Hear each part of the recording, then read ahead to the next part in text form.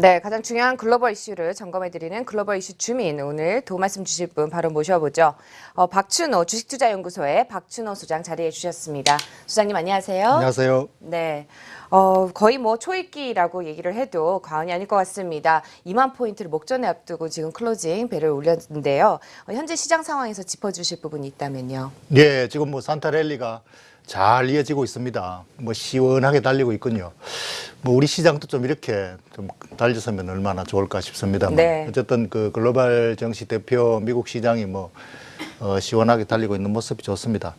지금 가장 대표 선두주자가 달러 강세 수혜주군요. 네. 은행주 대표적으로 달러 강세 수혜, 그리고 소매주 구매력 증가에 의한 달러 네. 강세 수혜, 뭐 이렇게 두 섹터가 지금 중심에 서 있습니다. 지금 현재 이 그 과열 분위기가 웬만하면은 악재가 나오면은 한 번씩 그 영향을 받을 만한데도 지금 굉장히 힘차게 달리고 있습니다. 네. 유럽에서 테러 뭐 진작 리스크가 굉장히 많이 나왔죠. 그렇죠. 그런데 시장은 지금 전혀 무시하고 그냥 달리고 있습니다. 이게 지금 윈도우 드레싱이죠. 네. 원래 실적을 바짝 당겨 놓으려는 기관들의 윈도우 드레싱이 지금 웬만한 악재를 다 무시하고 지금 시장에 작용하고 있다. 이렇게 봐야 될 것 같습니다. 네, 시장 상황에 대한 말씀 코멘트 들어봤고요. 이어서 주제 확인해 보도록 하죠.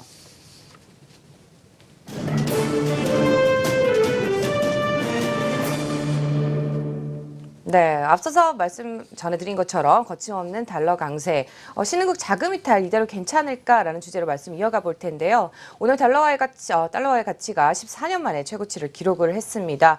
또 앞서 또 전해드린 것처럼 독일 크리스마스 시장 테러 공격, 그리고 터키 주재 러시아 대사 피살로 인한 불확실성, 뭐 어떻게 보면 하루 만에 바로 극복을 해버렸어요. 예, 그래서 뭐 이게 악재에 대한 거는 무시하고 네. 그걸 호재로만 인식하는 전형적인 강세 분위기가 지금 이어지고 있는데 뭐 그 미국의 뭐 달러 강세로 인해서 내수주가 호재라고 하지만 뭐 지금 제일 걱정하는 거는 또 이머징 마켓 그렇죠. 통화 약세로 인한 자금 이탈을 가장 염려하고 있습니다. 네. 항상 지금 조마조마하게 여기고 있고 또 시장별로 뭐 수시로 이제 점검 진단이 나오고 있습니다.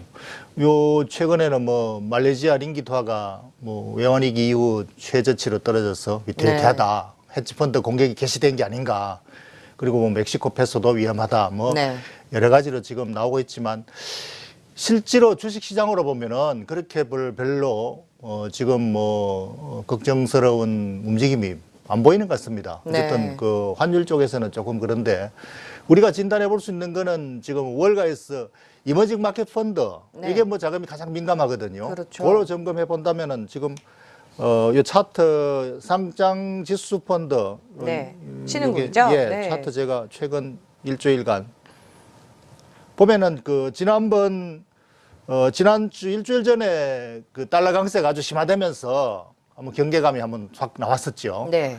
그때 이머징 마켓에서 자금이 좀 빠져나갔어. 그때 한 3% 급락했었습니다. 네. 그런데 그 이후로는 지금 뭐 안정돼 있고 별로 추가적인 하락의 움직임이 안 나오고 있죠. 그냥 하향 안정돼 있죠. 네. 그러니까 지금 우리가 걱정하는 환율 차트 보고 자꾸 걱정을 하는데 실제로 주식 자금이 빠져나가는 그런 그 흐름은 뭐 별로 그렇게 나오지 않고 있다. 네. 예, 그걸로 우리가 진단해 보는 것이 뭐 지금 현재로서는 뭐 가장 대표적인 진단이라고 봐야 되겠습니다. 네, 신흥국에 대한 좀 또 진단까지 내려주셨는데요. 앞서서 또 은행주하고 이제 소매주가 굉장히 또 랠리를 이어가게 하는 원인이라고 이제 보셨는데 소매주에 예. 대해서 좀 자세히 살펴봐 주시면요. 지금 소매주가 그 강세인 이유는 그동안에 가장 덜 올랐던 쪽으로 계속 그 순환매하면서 나오는 현상 같습니다. 네.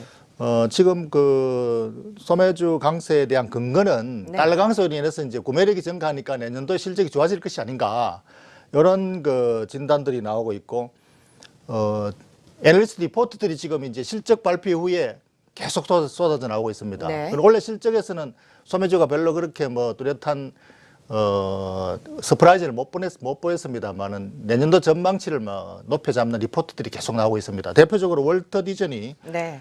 뭐 엔터 소매주라고 할 수 있는데 뭐 디즈니랜드 아시지만 그것도 있고 또 방송사 ESPN 네.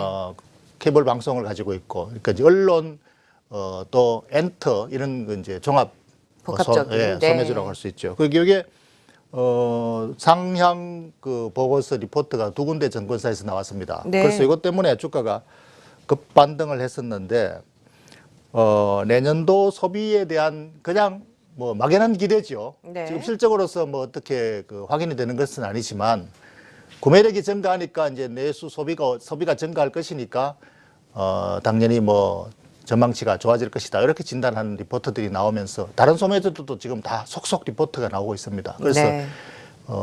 대부분 내년도 실적 전망치를 상향 조정하는 그런 리포트로 지금 영향을 받고 있다. 그런데 지금 이제 강세장이거든요. 강세장에서는 사실 이 리포트 효과가 굉장히 강하게 작용을 합니다. 네. 어떤 근거라도 조금 찾아가지고 자꾸 살려고 하거든요.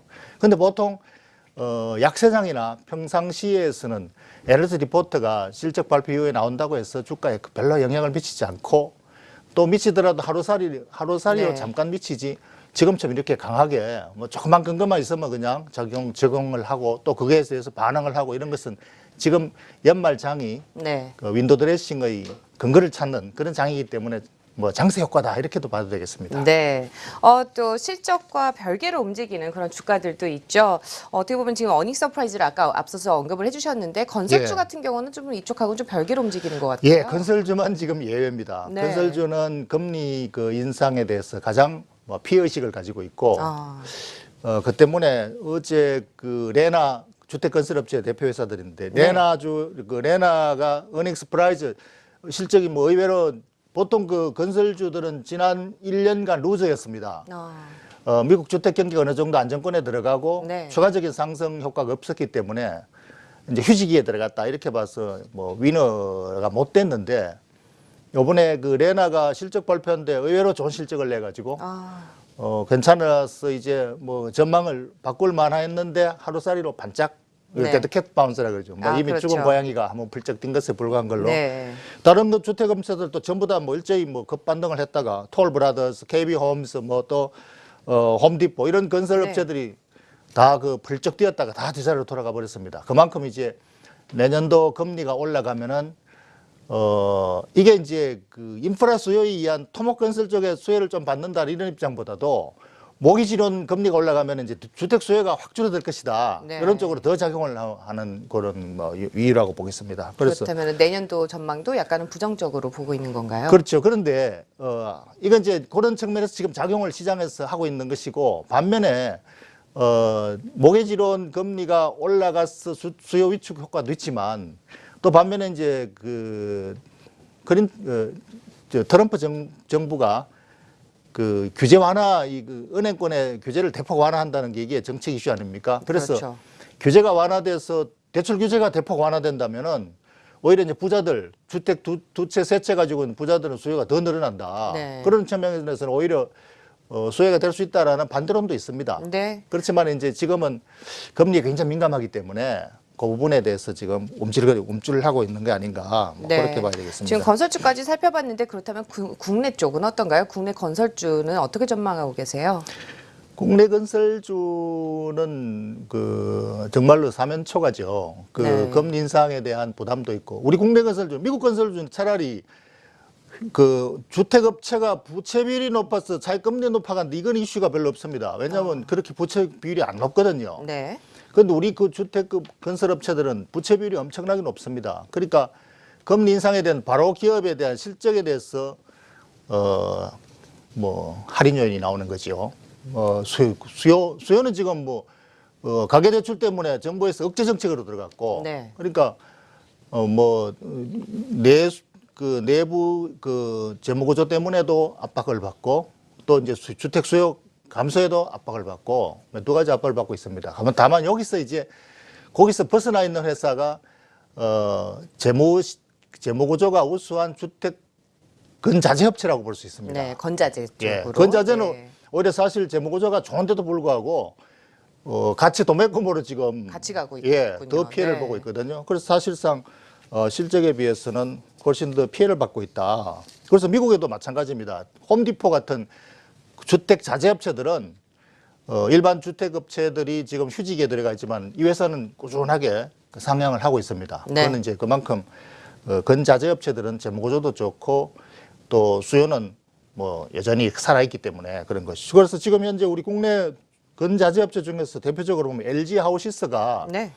이 재무구조도 좋고 실적이 별로 나쁘지 않거든요. 그런데 주가는 많이 떨어져 있는데 이제 국내 건설 업체들에 대한 우려가 몇 개 작용하고 있는데 이 LG 하우시스는 미국의 홈디포에 정식 납품을 지금 하고 있습니다. 네. 그리고 인조 대리석이 미국에서 잘 팔리고 있고 지금 뭐 공장까지 현지 공장화해가지고 지금 대량 생산 체제를 갖추고 있다. 그래서 그런 관점에서 홈디포 같은 그 미국 건자재 업체들이 랠리를 이어간다면은 동반해서 갈 수 있는 괜찮은 종목이 아닌가. 네. 그래서 이런 재무구조가 우량하고 수익 구조를 갖춘 회사들은 좀 우리가 분리해서 볼 줄 알아야 되겠다. 이런 생각을 해봅니다. 네. 뭐 또 투자자분들을 위한 또 다른 당부의 한 말씀 더 있으실까요? 오늘 그 미국 그 증권사 보고서들이 줄줄이 나오면서 느낀 점인데요. 네. 보고서라는 게 항상 이렇게 실적 발표 이후에 지난 실적을 보고 업그레이드를 시킵니다. 그러니까 사실은 실적이 좋아진다라는 것은 지난 실적을 확인하고 그냥 일반적으로 그냥 확인 작업에 대한 그걸 근거로 해가지고 리포트를 업그레이드 하거든요. 그러니까 새로운 정보를 가지고 새로운 사실을 발견해가지고 새로운 뉴스를 제공하는 업그레이드 리포트가 아니고 지난 실적을 확인해 주는 데 불과하다. 그러니까 개인들이 새로운 정보가라는 게 별로 없습니다. 이미 다 알고 있는 내용들입니다. 네. 근데 이제 시황에 따라서 잘 시장에서 먹히느냐 안 먹히느냐 이 차이거든요. 심리적인 것이죠. 그래서 만약 투자자라면 증권사 보고서가 나와서 투자 의견 상향 조정했다고 해서 절대로 사지 마십시오. 네. 굉장히 중요한 팁을 또 말씀을 해주셨는데요. 네, 오늘 도움 말씀 주신 분 박춘호 주식투자연구소의 박춘호 소장이었습니다. 말씀 감사합니다. 감사합니다.